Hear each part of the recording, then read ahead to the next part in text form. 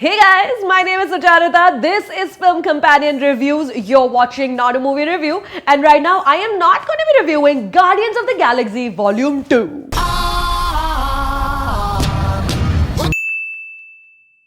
Okay, here we go. I'm stealing myself for a lot of hate comments, but I will say what I have to say. I did not love Guardians of the Galaxy Volume 2.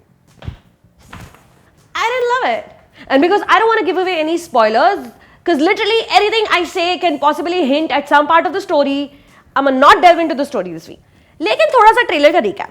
The Guardians are together again, being cool, swag से भरपूर, and suddenly, and this is not a spoiler, I saw this is in the third trailer, but if you're one of those people who doesn't even watch trailers before going for films, then mute this video right now until I have my thumbs up. Go ahead, mute. So, suddenly they meet Star-Lord's dad. कौन है ये? कहाँ से आया? How does Kurt Russell still look so goddamn hot? Okay, unmute. Unmute. Yes. Okay. And apart from this little tidbit, the trailers don't really tell you anything except generic lines like you have to save the universe, blah blah. So we're saving the galaxy again? Yep. Hope you're ready. It'll be here any minute. I see it within you. Which is fine. I don't know, man. I think part of the reason the first one worked so much was because how unexpectedly funny it was. Chris Pratt was not a major movie star then, just a goofy dad bod dude from Parks and Rec who was probably funny on the show because of his writers and general proximity to Amy Poehler.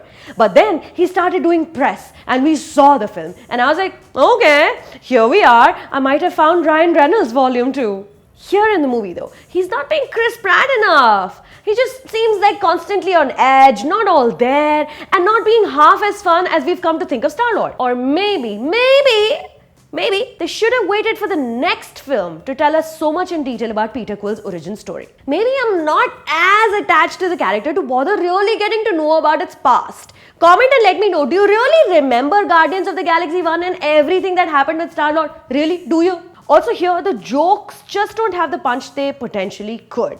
One scene has him, Star-Lord, transform into a giant Pac-Man figure. A hilarious sight on its own, but placed at such a terrible point in the sequence that joke just falls flat. There's many such instances, not helped by our censor board's insistence on not letting the Indian audience grow the fuck up. In some places, इतना mercilessly butcher किया है ना film को, not just muting offending words like penis, they've randomly carved out chunks of the dialogue entirely. Oh, ये penis क्या है? हमारे देश में पेनिस नहीं, बच्चे लाल परी दरवाजे पर ऐसे छोड़ के जाती है. लाल परी को कोई काम नहीं है. Anywho, back to the Guardians. A lot of time has been spent creating a relationship between the characters, which is a good thing, considering this film will eventually overlap with the Avengers timeline. It has to somehow. पता नहीं कैसे, लेकिन होगा जरूर. See, like how in the last one we were told about Rocket's backstory, why he is the way he is. By the way, Bradley Cooper sounds very unlike Bradley Cooper.